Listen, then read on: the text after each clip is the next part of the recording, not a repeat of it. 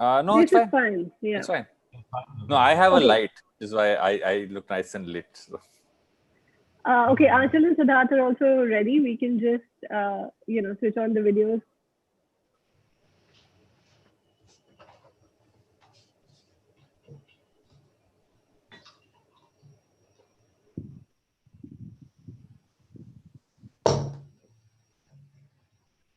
Varun, we are good to go. Siddharth, could you please switch on your video? I have actually.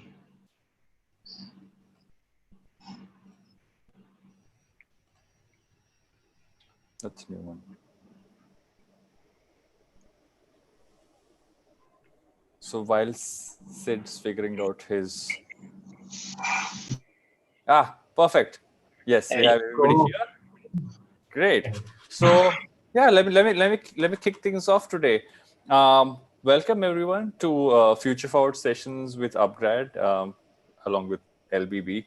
We've done a bunch of these. I mean, and today's one I'm excited about primarily because I am and I mentioned this in a pre-chat. I'm a huge consumer of both brands. I have a theory as to at which point of time in the day and the night do you consume both and how they go well together. But I'll get into that at a later point. But what we're going to talk about today is primarily like really kind of dig a little deeper into what it takes to kind of build out modern brands and kind of scale them up and keep that essence and and how does that marketing kind of function? How do you kind of build that entire pipeline and a lot of stuff around that? I have like a long list of questions. So yes, I think we'll kick that off. I'll just kind of introduce our guests. We have Siddharth Menon here, who's the CMO of Drums for International. They're the guys behind Epigamia. And we have Deepak Sinha, who's the Global VP of Marketing from Bira. And we have Aanchal Chauhan, the head of media and content for Bira. Welcome, guys. Welcome to Future Forward Sessions. And I can see a bunch of raised hands already and a bunch of questions, but I don't think we'll go to that yet. So let me kick this off. To kick this off, my question really is, and I won't do this round robin thing too often, but we'll start with a game of, okay, let me ask that question, let everybody kind of answer the same thing. But because all of you work on what are typically called modern brands, what account does it take from a perception standpoint and even from a consumer standpoint or market across the board, what does it take for a brand to almost be defined as a modern brand in that sense in today's time? I mean, I'll start with Aanchal actually. Varun, I think this is something that pretty much everyone talks about, is that what really sort of works for a brand, or what really helps it build a brand. I think for all of us, at least at Bira, what really resonates and works for us and works for our brand is essentially it being very, very consumer centric, right? So whether it is about the product, which is what the product is delivering, what does it stand for? It's essentially providing flavorful beers. And then what need gap, or what is it solving for the consumers? It's essentially like there was a lack of flavorful beers, and then Bira came in, which came in, giving people a variety of beers to sort of choose from. So I think that's something which is very, very important for a brand. I think another thing that really sort of works to build a modern brand is essentially what is the visual identity like. And for Bira, the mascot really sort of stands out and resonates really well with all of our young urban consumers. So I think those are two key things which are very important. Keeping at the core of it is essentially the consumer and the identity of the brand, essentially. Deepak, you want to add to that before I come to Sid? Sure. The only thing I would add to that is we didn't really have a choice but to be a modern brand because in India, beer isn't something that has tremendous tradition behind it, like it does in the US or in Europe, specifically maybe in Belgium.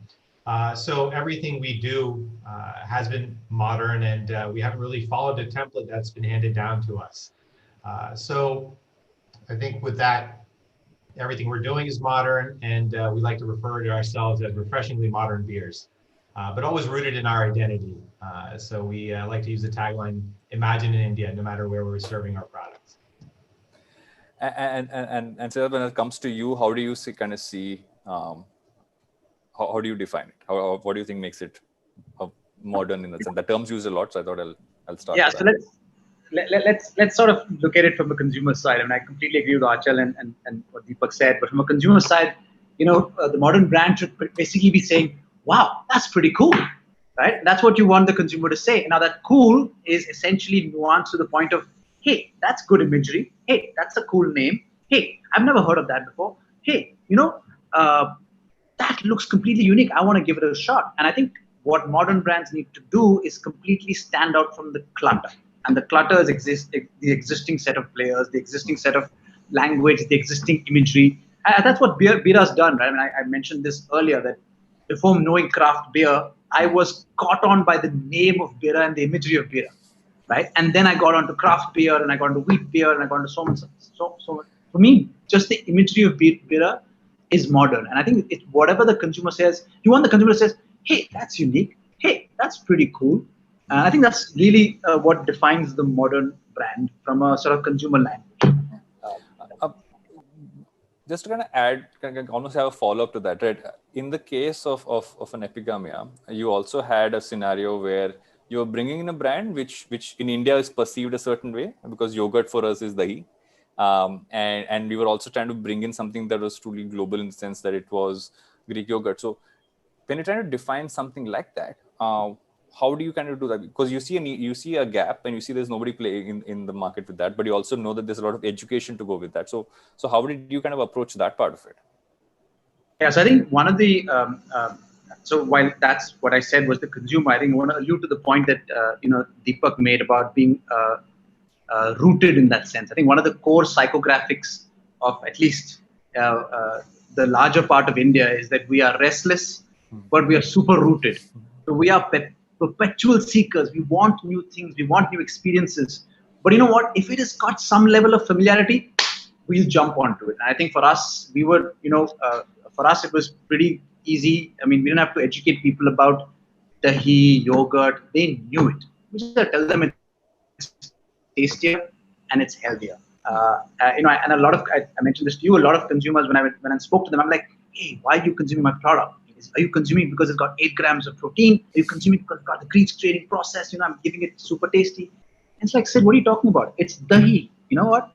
That's it. So I think the familiarity helps. I checked the 8 grams of the protein content. That was one of the first things that gravitated me. I was like, 1 second, there is a hack here to make a smoothie. So that's where I started off. But I guess I was in the minority in that sense of the word.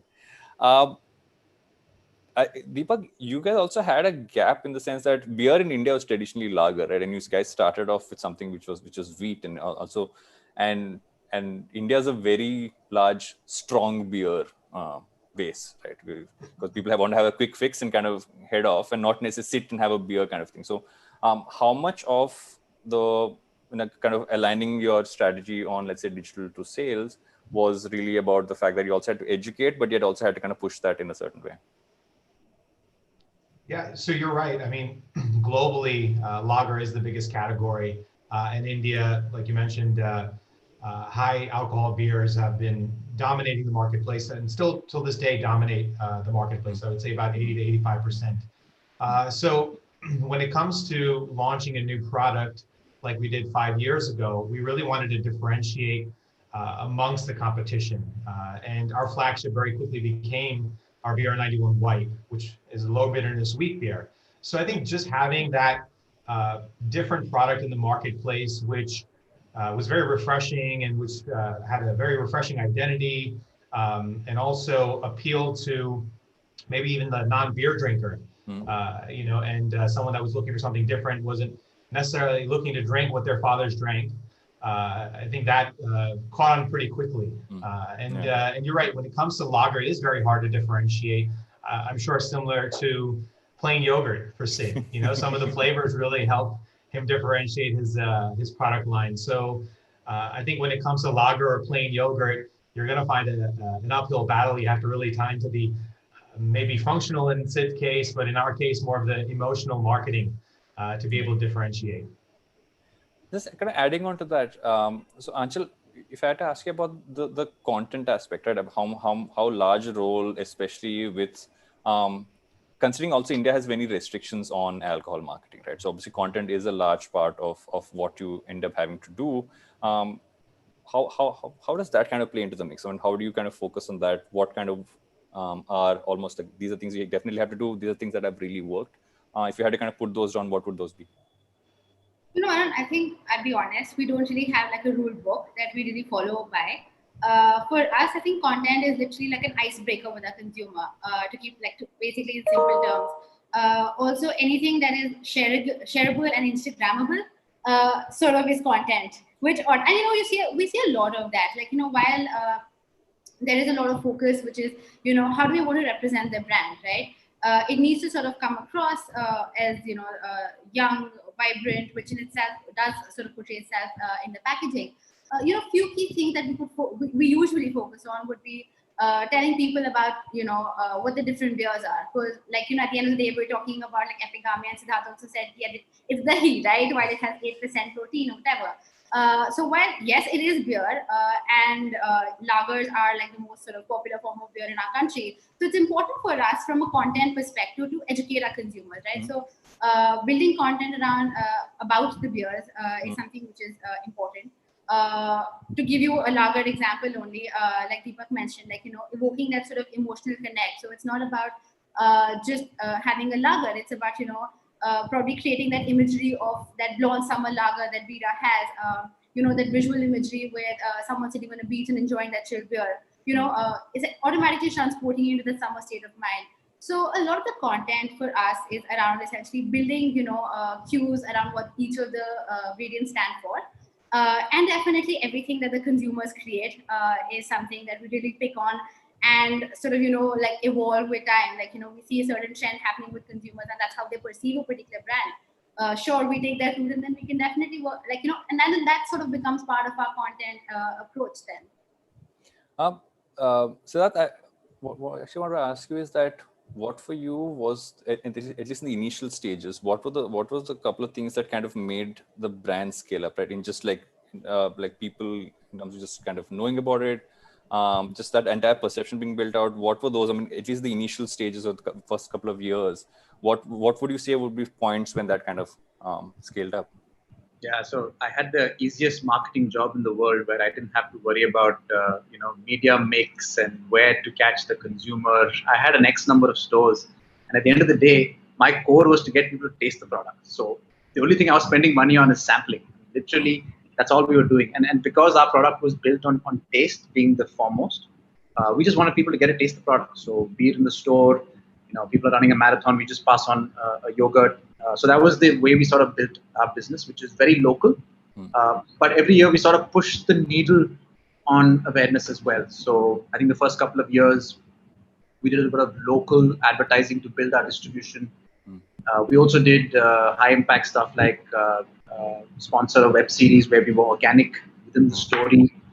There we kind of pushed the needle. Last year we got Deepak on board, and we sort of pulled out the brand story in front of consumers. But fundamentally, we're still a very local business because of our distribution. So a lot of our money, at least pre-COVID times, was really spent on people to get to taste the product, which is really important.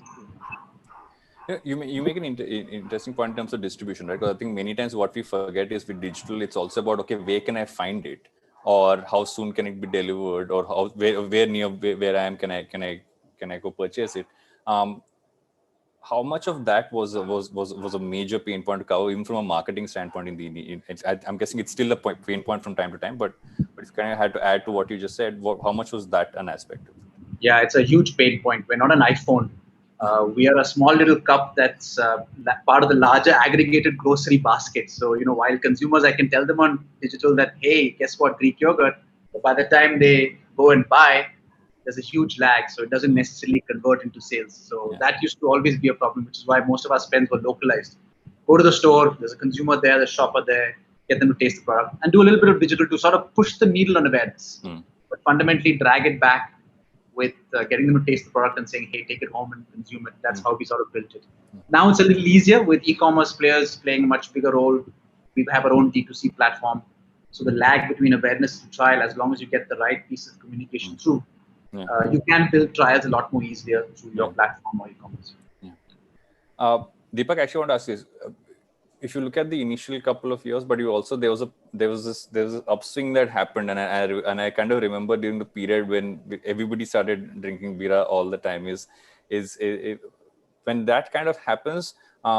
One way to look at it is, okay, let's stick to the singular piece that we've launched, but then you also tend to build you then launched a bunch of variants. And so how do you kind of align that from a perception standpoint to make sure you still have, for lack of a better term, you're considered what is called indie, and I made that reference when we were in our pre-chat, and you were going mainstream. So how do you keep that perception alive yet be able to scale across multiple products and kind of align that whole piece?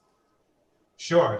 I think that scaling up in the beer industry is very different than scaling up in any other industry. We get beaten up pretty quickly once we become big, and that goes for all brands. So you start off as a small craft brand, and then you gain some distribution. You open up a couple of states, open up a couple of countries, and all of a sudden you have this perception that you're no longer craft, and it's very different. For example, like in technology, right? Google buys a tech company, everyone's celebrating. If Sid's company, makes it to 20 different countries and has 500,000 points of distribution, everyone's celebrating. So for us in the beer industry, it's important to really keep a small brand mentality. You can do big things, you can align with big partnerships, but in terms of the mentality that you have, always make sure that you keep a relationship with the consumer as if you were still a small brand. So for us, that starts off with the culture we like to keep within our organization. Everyone has very much an open door policy. You can talk to the founder. You don't have to be me. You can be anyone in the organization. You can talk to the VP of sales and so on.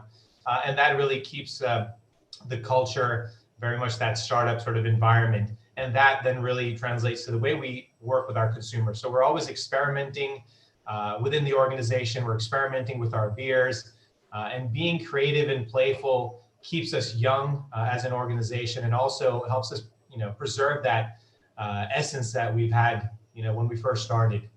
So it's important to just keep trying different things, failing, being okay with failing. And for us, that really translates to the innovation pipeline that we have. Yeah. So I think it's a combination of all of those things, and of course, keeping it real. Never assuming that you know more than the consumer or you're ahead of the consumer, because you'll be in for a rude awakening if you do that. Just as a follow-up on that, did you also see points when there were certain calls that you might have taken from just like a generally like putting yourself out as a brand perspective, which you kind of felt, okay, fine, we've taken this a little further from what we should be doing. We need to pull it back, and I think digital allows that level of nimbleness to kind of pull some stuff back if need to. Have you had things like that as well happen? Yeah. So when we decided to expand something, maybe in terms of our marketing, or... Yeah, it's generic. You can pick any example.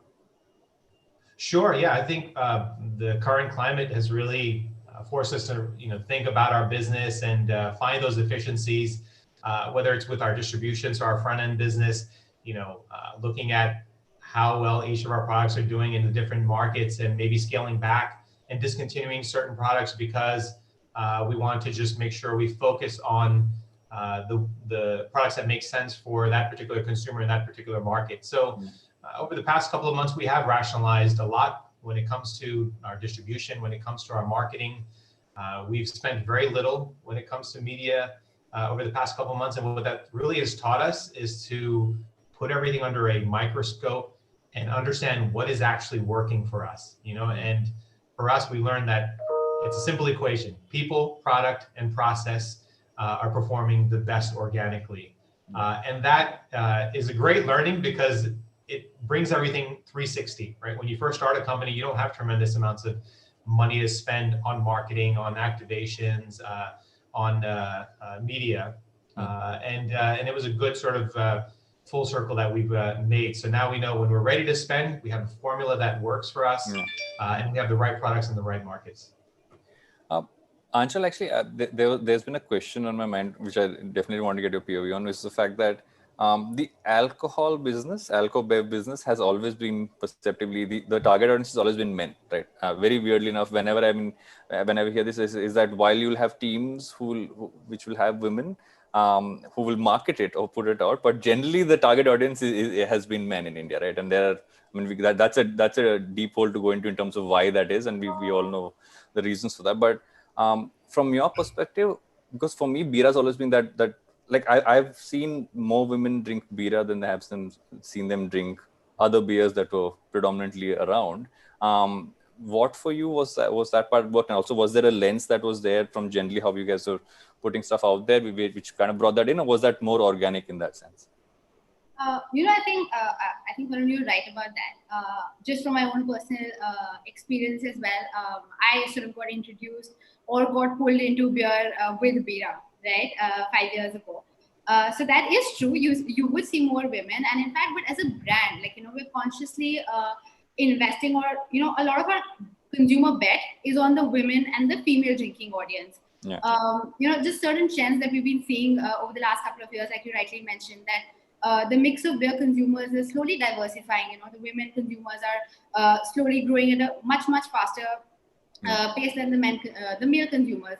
And in fact, for Bira, I think what really stands out is that while sort of other traditional beer brands, even from their, I would say, going back again to sort of packaging, using those bold, like dark, bold colors, which sort of tend to be more masculine. Bira automatically, with its very visual identity, ends up being way more approachable. And I think that's one from just someone actually thinking of picking up a beer.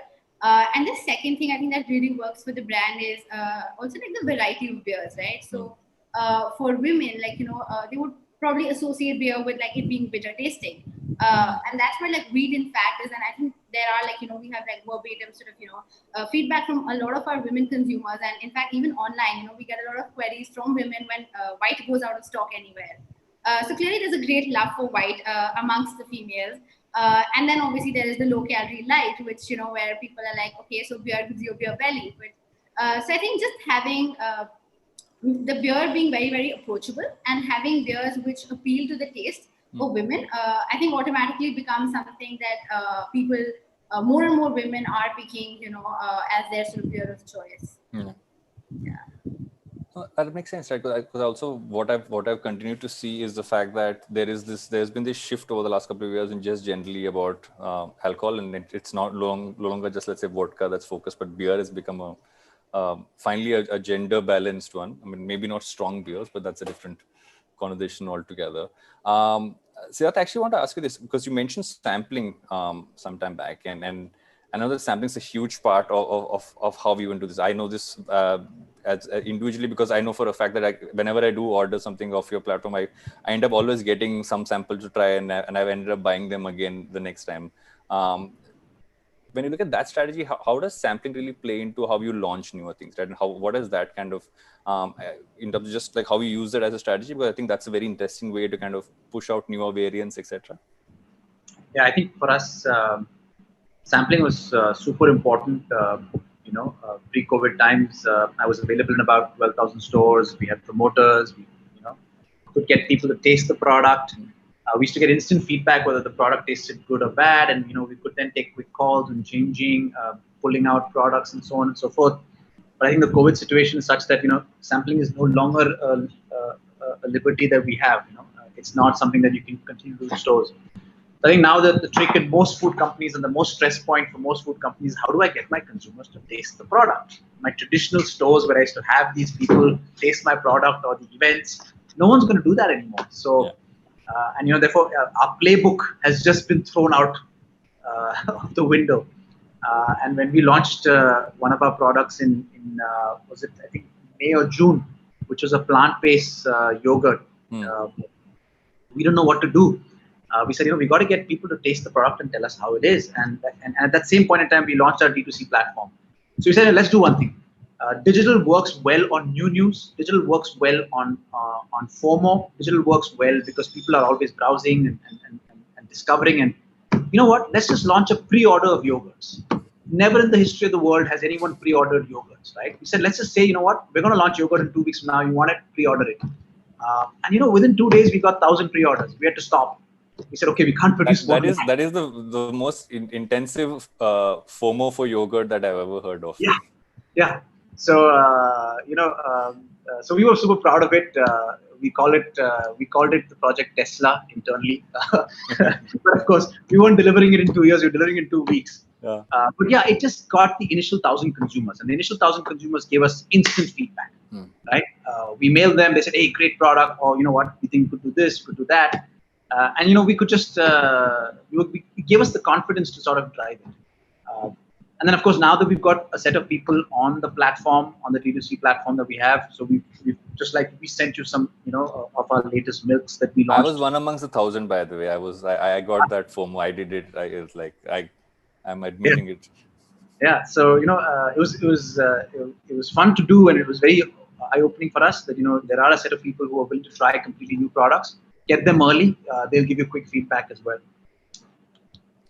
Yeah. I'm actually going to do a bunch of audience questions because there've been a ton of them coming in. So we'll do a few of those and we'll see where they kind of lead us to in terms of questions.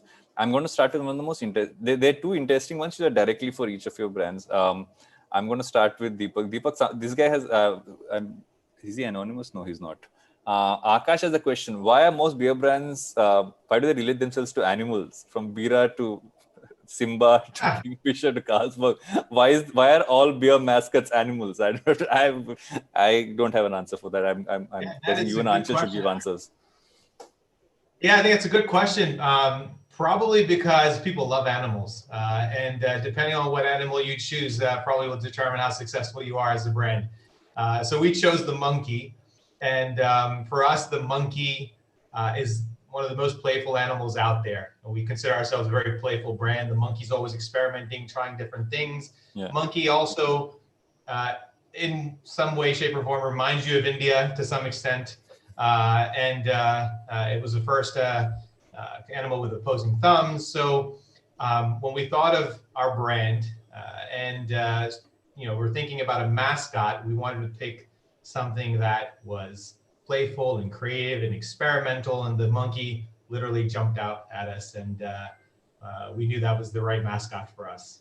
As far as the other brands, not sure. They're probably hopefully trying to resonate with that consumer with their particular animals and mascots. It's interesting how many questions to you guys are actually about the mascot and the logo. I can see a bunch of those in there. I'm going to come to you, Siddharth. There's a question in terms of someone actually said if I'm not from a, where was that question? I just saw it. If this person's not from a food FMCG startup, he's a non-food FMCG startup, and he's saying, how can I use sampling? Because you just mentioned that's an interesting. What learnings do you think can be taken across to other segments? Yeah, it's so I don't know what startup it is, and I'm assuming that's for the sake of sort of framing this question. Let's assume it's a sort of personal care sort of startup.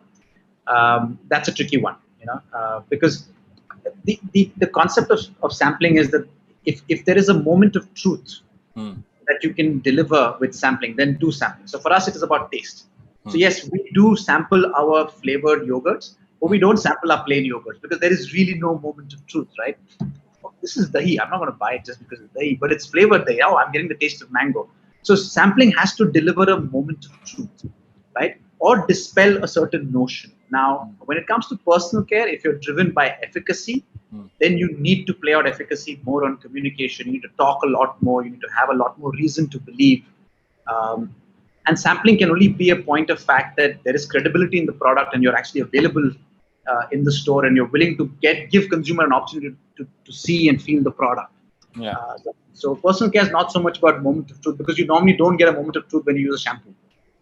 You just believe this is the shampoo for me because to some level, I guess, touch and feel, but to some level behind the brand, behind the technology, behind what they claim. So yeah, sampling is more important for food is my point of view. Aanchal, actually, I'm going to direct this question to you. Anonymous attendee, so no name here for me to say, is that there's a lot of noise in digital marketing right now. So how do you how do you make your brand kind of stand out? I mean, how do you kind of use what digital allows you to kind of stand out? And actually, I'm going to put that to Aanchal and Deepak both. I mean, you guys can kind of put that in terms of how do you kind of build that whole space for yourself, kind of stand out. What's worked for you guys in that sense?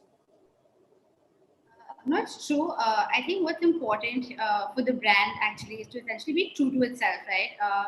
Trying to do a lot of things would not really get you anywhere. And I think something that a founder also says that, just the way you have to be a bear for someone before you can be a bear for everyone. I think similarly, like even on digital, right? Like you need to have some sort of an objective. Like what are you trying to communicate, right? So to give you an example, like, what we would do at Bira, right, from a digital marketing perspective, is that Alcobev happens to be a very sort of a closed space, right? There are a lot of restrictions, so there are a very limited number of things one can do. So for us, social media becomes a key platform for us to promote our brand. And then even on social media, right? It's not about pushing information about your product. It's more about are you responding to what people are talking about it, right? So essentially having a constant, knowing the pulse of the consumer, understanding what they're talking about. So whether it's good when you're sharing all the good stuff that they say about it, but also addressing when they address a problem, right? So I think it's important to sort of build trust, and that only can happen. And in fact, it happens very effectively through digital and social media actually being the fastest way to sort of have that two-way conversation with the consumer. Right? I think so. That's something which is very, very important. Good. And now I'm going to ask a question which I've been meaning to ask, and I'm going to actually run around to even. I'm going to start with you, Deepak. Is that what, according to you, has changed in the way you even approach the entire marketing of your brand now? I mean, the only time I will use this, which is going to be in the new normal or the whenever the post-COVID life is. But how is that kind of what has changed in the way you look at it, and what has stayed constant? Sure. So I think there's two ways to answer that. I will take the sales approach to that question, and maybe Aanchal can add as far as our digital strategy when it comes to content and media. But for us, the way we have really, had to pivot our strategy for marketing, specifically digital marketing, is that, because there aren't any large-scale events or activations or even small events at bars and so on, the sales team has really relied on us to drive that experience online and to create consumer pull.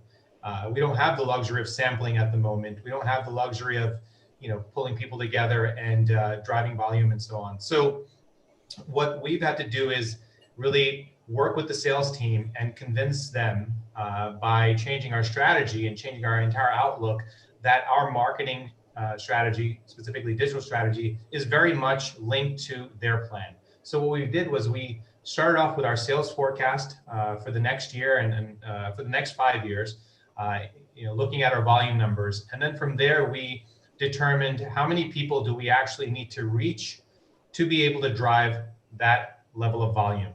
Right? We looked at our consumer funnel and we said, okay, we need to reach X amount of people because our consumer funnel will say that if we reach X, we will have Y in terms of trials. So from there, and I'm simplifying this. So from there, we were able to really determine how many impressions we need to drive, how many markets do we need to be in.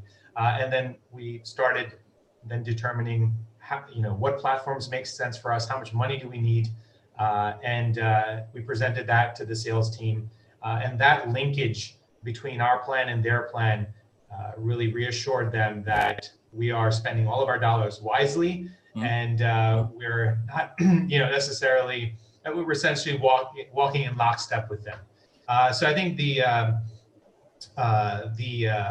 importance of marketing and digital marketing has become even more significant right now for the sales teams.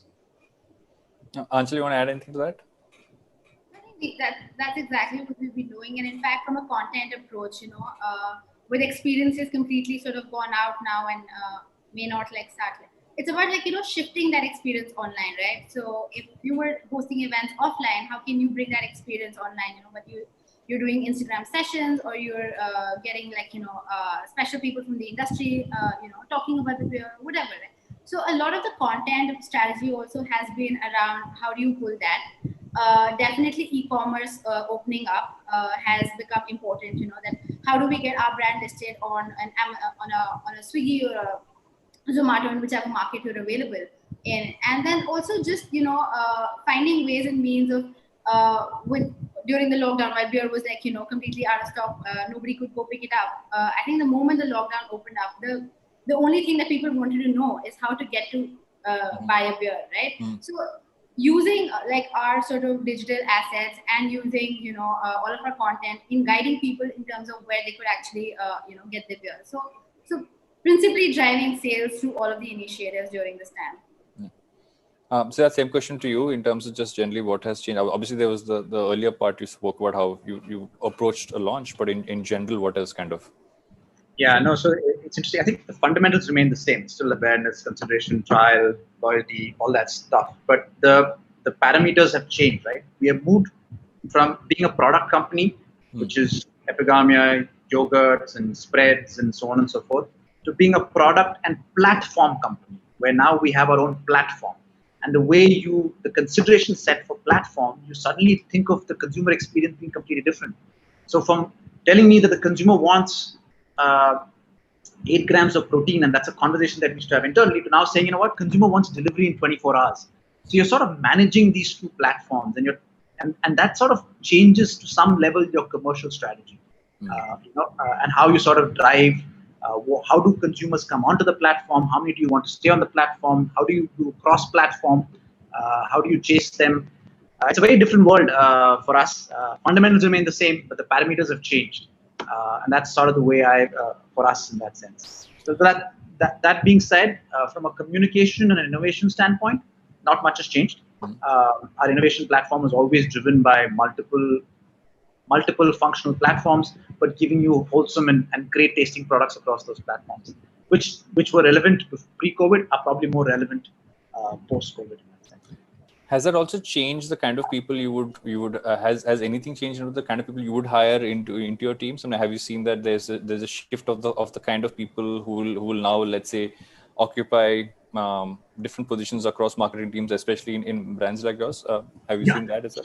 So imagine, Varun, way back in May, we started a website, which is, we all said, okay, fine, we got to set up our own D2C platform. And suddenly we have this young 21-year-old IIT guy in our company who suddenly in 4 days turned around a website. I'm like, you turned around a website? And then the next day he expects me to do performance marketing. Now, I have not done performance marketing for 15 years. I have no idea what performance marketing is, right? And even to date, I'm still struggling with performance marketing. So we've had to sort of bring in new skill sets, reorganize. The sales team has to reorganize, because the sales team fundamentally was servicing retailers, and now they're servicing. We service consumers ourselves. They're servicing consumers. So the whole organization had to sort of reskill, upskill, so on and so forth. We had to bring in new skill sets. Yeah, it's a different world for us in many ways.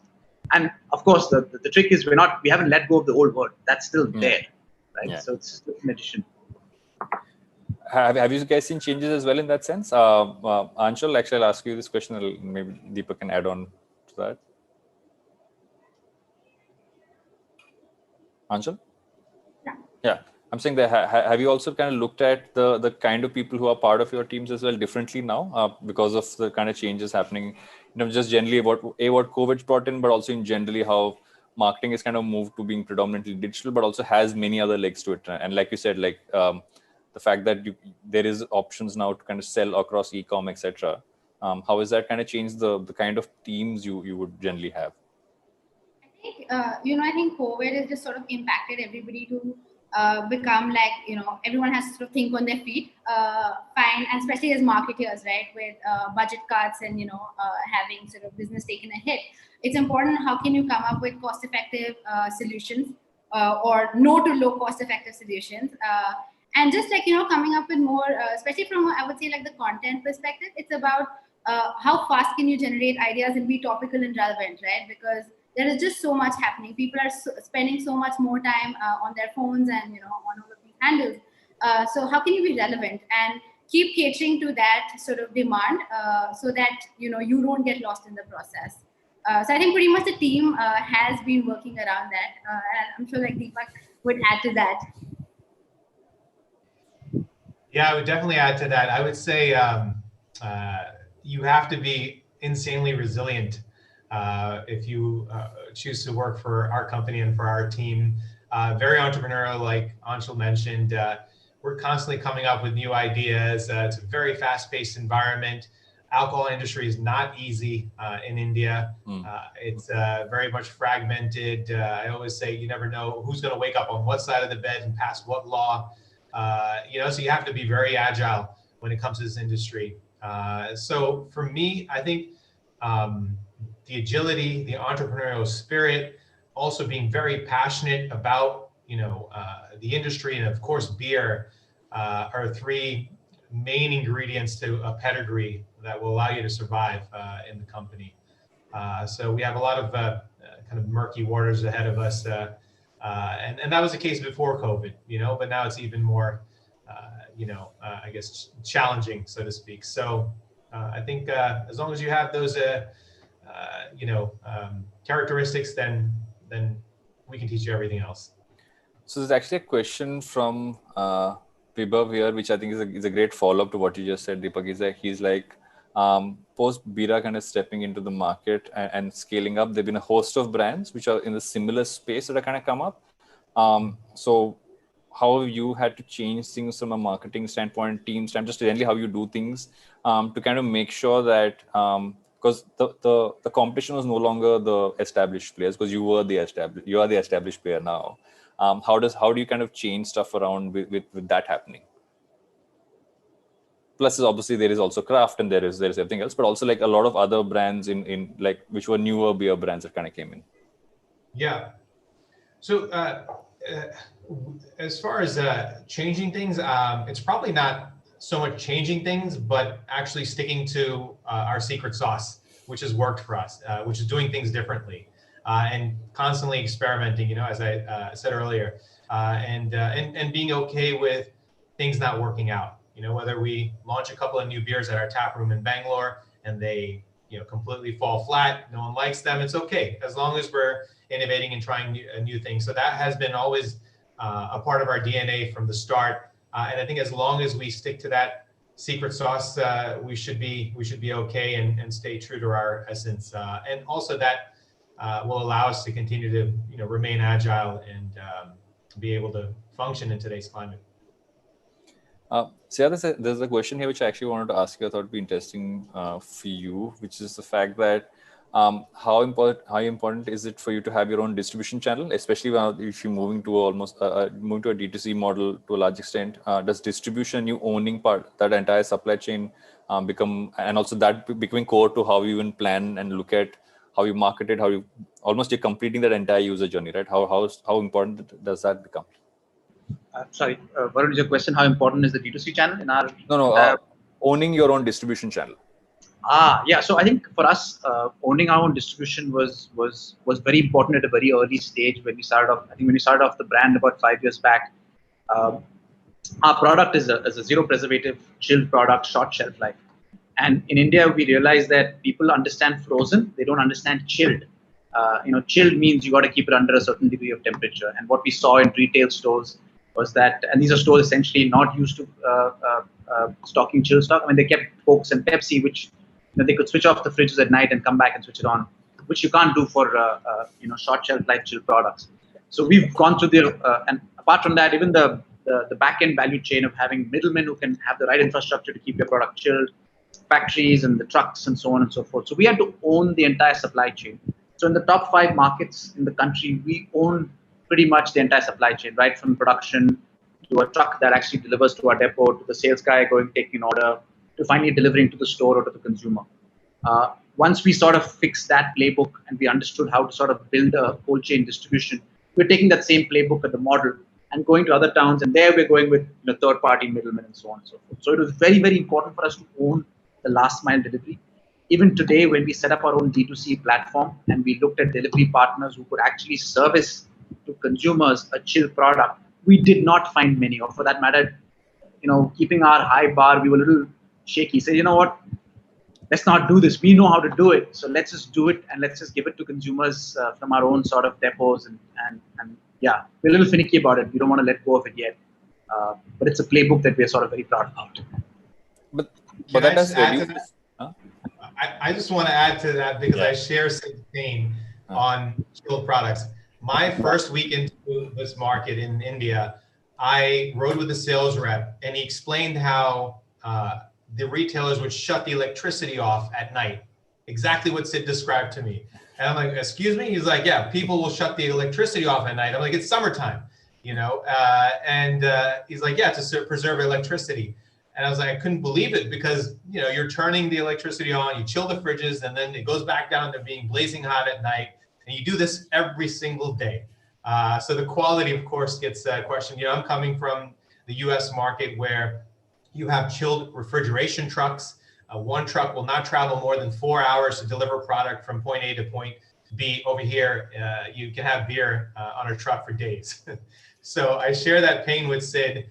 It's great that, you know, you can control your own channels. I wish we can become. How did you guys adapt to that? It's a constant sort of battle. We're always looking for the most efficient ways when it comes to our logistics, when it comes to educating the retailer. I mean, that's always going to be an uphill battle. But then also, you know, when it comes to just educating the consumer. So I think it's just really driving efficiencies and education. It's not going to happen overnight. It's going to take many years. I think for me, if I can have a retailer on-premise or off-premise, bar or retail shop, just serve chilled beer, I will be happy. That's it. Just serve the chilled beer. You're right. They don't know the in-between just yet on a widespread basis. It's usually frozen or room temperature. Just to kind of take a bit of a segue from this one is the fact that you also have Deepak, you have a bunch of brands which are merch brands, right? You have a lot of merchandising as Bira, which is across. Obviously, if you're looking at a time when it was purchased a certain way, has that strategy kind of changed because of how people are buying stuff right now? In terms of your focus on merchandising, how do you kind of bring merch into the digital space? So merch for us is a very important part of our business. It's a very small part of our business right now. We hope for it to become a significant or a larger part. But you know, because consumers today want to engage with your brand beyond maybe the point of consumption for us. You know, they want to be able to wear some cool, you know, clothes with your logo on them. Or for us, what really does well is serviceware, meaning like the beer, drinking glasses and bottle openers and things for your home bar. So for us, merch really gives consumers an experience beyond just the beer. What we've seen over the past couple of months, we've had a new launch of our website late last year, but over the past couple of months, we've really seen, you know, the merch sales take off. And what's really interesting is that we're seeing a lot of sales come from markets where we don't even have our products, you know, or have very limited distribution. So that's pretty exciting to see. Gujarat, by the way, is one of the top markets for beer merchandise. You can't sell beer there. You sell quite a bit of coolers, and a lot of the merch goes there. So it's exciting to see that, and I think it's important for any brand to really go beyond just the product and make sure you hit all of the key touch points when it comes to consumers wanting to engage with your brand. Aanchal, have you seen a shift in terms of the kind of content you put out as well and what people are really reacting to right now, especially because we are consuming so much more content now. If you look at our screen time on all our phones, we can definitely see that. So has there been a shift in that strategy as well for you guys? There definitely has been. Like I said, like, you know, shifting, let's say, a lot of the on-brand experiences online.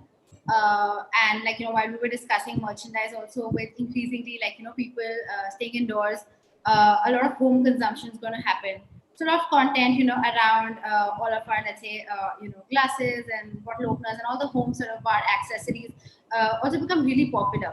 So I think the tactic has been essentially to make things more relatable and all of our sort of communication to sort of shift from outdoor to indoor and what can actually be easily consumed.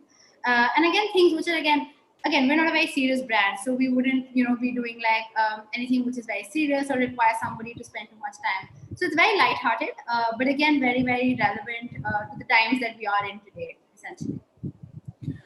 There's a question which I actually want to ask both Siddharth and Deepak is the fact that if you're a brand that's kind of coming now, how do you kind of find your first set of target audience and kind of make sure that they kind of, you know, take your brand on, and then obviously then you're scaling up and going wider. But How do you kind of find that first set and then kind of make sure that you have that in the bag? So how does that kind of kick off? So I'll start with you.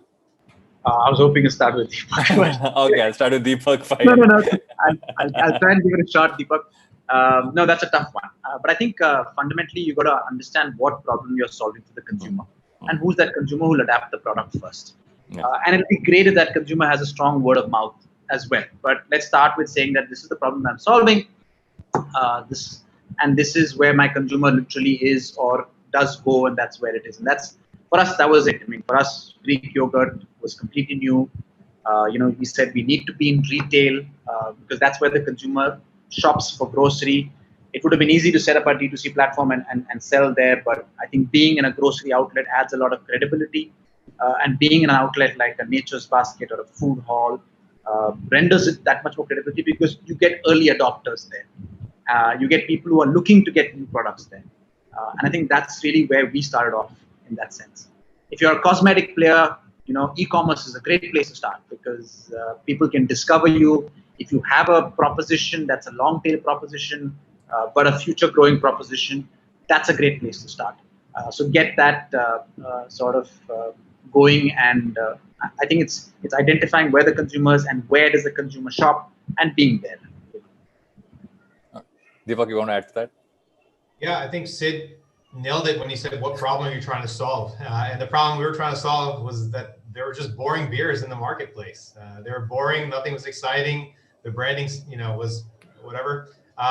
So for us, knowing our consumer is a constant process. And we started off pretty, I would say, wide in terms of our consumer. We knew that it was going to be the young, sort of tech immersed urban consumer that's interested in trying different flavors, that is a beer drinker, into exploring different cultures and so on. So, relatively speaking, that's a pretty wide target. But the more we sampled our products and marketed our products, the more we learn about who our real consumer is. And I think a great example of that was when we expanded internationally. We launched internationally, at least when we went really full swing was about 2017. And I was in New York at the time. And when we launched, we went with the same target consumer, the tech immersed, urban, millennial, et cetera, et cetera. But then what we realized very quickly was that after a year of operating in the States, in about 4 states, New York, New Jersey, Pennsylvania, and Mass, we ended up doing everything that was a great beer event. If it was a high volume beer account, we try to sell our beer there. If there's a craft beer festival, we try to be present. So we marketed to everyone that would be a good beer customer. Yeah. After a year, we realized that where we were doing well was pockets where there were high concentrations of Indians. So, you had New York City, certain pockets, you had Edison, you had Philly, and so on. And what we realized very quickly was our target consumer is the Indian consumer, of course, in India, but internationally as well. That really gave us a sharp focus to our ambition. And we went from being the beer of choice of this generation of consumers to being a beer of choice of this generation of Indian consumers worldwide. And Aanchal mentioned, you have to be a beer, or you have to be a brand for someone before you're a brand for everyone. So I think my advice there is be open to, have a good understanding, like Sid mentioned, figure out what problem you're trying to solve, and who would really give 2 cents about your product. Start there and keep evolving and understanding your consumer, and never lose that curiosity when it comes to learning your consumer. And at one point, you'll have a very precise understanding of who your bullseye target is. And once you hit that bullseye, then everything else will start to fall into place. Just to kind of take that from one end is that there's a lot of data on consumers and how you're kind of putting it out there, but also there's the point about how you're kind of reaching them. And actually, I want to ask you this is that when you look at influencer marketing, you are in a sense using people to market to people. How do you look at that part of it, especially from who you kind of use, how is that strategy works? What have you been learnings over there, and what has really worked for you guys in that space? I think for us, what's really worked, as like we don't really call them influencers. What we say is they're the brand friends, right? And from the very beginning, it's always been about talking to those set of people. And with so many beers now in the portfolio, every beer also talks to a very different kind of a consumer. So to give you an example, we have some limited release beers, which is like an IPA and a stout. Now they are for a beer drinker who's very evolved in their consumer journey, who also sort of traveled a bit, experimented with beers, and knows what that beer style is, right? So then influencers then become very important from that sort of community, right? Here, people who are F&B experts, or people who are in the space become influencers, or I would say like brand friends and brand spokespeople for us to help in talking about these beers. So through the journey, right, for each of our variants, we've had like different sort of sets and different sets of influencers / brand friends that we've been working with. And it's not like a one-time relationship. For us, we like sort of, interacting with these guys over a longer duration of time. It's more of like, building that relationship and trust, because only then can they truly sort of, be advocating the brand. And I think consumers are smart enough. It's not about them, seeing one promoted post. When they see someone talking about it over a longer period of time, is when that sort of a connection and even the faith in the brand sort of gets built. So that's been our approach, and for the last couple of years. Deepak, actually, I want to ask this question, and I want to go to everyone as well. Is that if you're kind of looking at the future and saying, okay, if I'm a young person today, wants to kind of work in the marketing space, wants to work with newer brands, what are the skill sets I need to make sure that I know? I'm going to steal a point that Siddharth made earlier, but he said that be a coder, which is very, very important in that sense. But if you just really had to say, these are skill sets I need to get to really be able to do well in this space as it is going ahead, what according to you are those pieces? What should you specialize in? Yeah, I think my advice there is pretty easy. Just know your consumer, or know, let's say you're interviewing for a job and they sell a product or service. Know that consumer very intimately. If you walk into any interview, knowing that the consumer behaviors and all the things that Sid mentioned earlier, as far as how to get to those consumers and so on, I think it's going to give you a great advantage. And also, I understand most people tuning in aspire to be in marketing and digital marketing, but don't discount sales. Know how to actually sell products, because at the end of the day, no matter if you're a marketer or not, you have to sell a product or a service. So if you go into any conversation knowing the consumer very intimately, and also speaking sales in addition to marketing, it's going to set you apart. So that same question to you. Yeah, I mean, I agree. I mean, one is knowing your consumer, but I think if I give you from an HR perspective what an HR person would tell you, and I'll try and rattle this off. I think there are two types of consumer. There are two types of marketers in my head. One is a communication expert, and the other one's a commercial expert. The commercial expert is the one who runs the brand. He or she runs the P&L, right? There you need a business acumen. You need commercial acumen. You need to understand the consumer well. You need to know what the consumer wants and how do I build a value chain that delivers that to the consumer. Everything from the kind of product, the supply chain, the entire P&L in that sense. And then there's a communication person, which requires creativity, understanding channels, understanding how consumers behave in particular channels. Because while they behave with the brand in a particular way, they behave in channels very differently. I think there are two different skill sets. If you have both, call us. We'd love that. And Aanchal, what do you want to add to these, and what are the pieces that you feel that people should really focus on? I mean, I think for digital, what I would say in specific is one really has to sort of get their hands dirty. It's not about taking a course online and then coming to your job on day one and assuming that you would know everything. So it's a constant it's a learning process, right? So one, and like Siddharth rightly mentioned, there are so many channels, right? And every channel behaves in a different manner. So I think one needs to just sort of be open to taking up the challenge and learning on the job, especially for digital. That's what I say. And I think another thing is that it's not book knowledge. It's more about being relevant, right? Things will change, so one should be very, very flexible in order to be, and not really be going by the rules, but also should be able to sort of adapt to changes as and when they happen. So to round it up, if you have to be future forward and you need to make sure that you kind of want that career, then you need to make sure that you're always learning and always upskilling. You got to make sure that you know how to code, how to know. Actually, knowing what you're applying for is a very important thing. I think many times people forget that if you're applying for a job in a certain place, you need to know enough about the consumer of that brand itself. And sometimes we forget that, which is very important. And just in general, just like keep consuming stuff and keep more things that way. And find a way for world peace as well while you're at it. Yeah, yeah, exactly. Yeah. And what I enjoyed about this session today is the fact that I would say that we had two brands, but the play off of both brands that happened was very interesting. Is that when one person would bring up an example about the other brand, the other person bring up the example from this brand, almost like, and I said this in the pre-chat, and I thought about should I say it or not here, is the fact that you have your Bira at night and you have the Epigami in the morning, because that's what gets you over a night of drinking. And I think that cycle kind of completed itself in our conversation today. Thank you guys for coming on Future Forward Sessions. Yeah, and sorry, the next white space could be to turn it around. So yeah, yeah, it can be, or it can be one where we collaborate, Sid, and make a beer together. Yeah, beer smoothies is that even a thing? Is the question. I mean, you know what? What's amazing is that we'll make it a thing. Let's do it. There's no template. Yeah, let's do it. It's not a bad idea.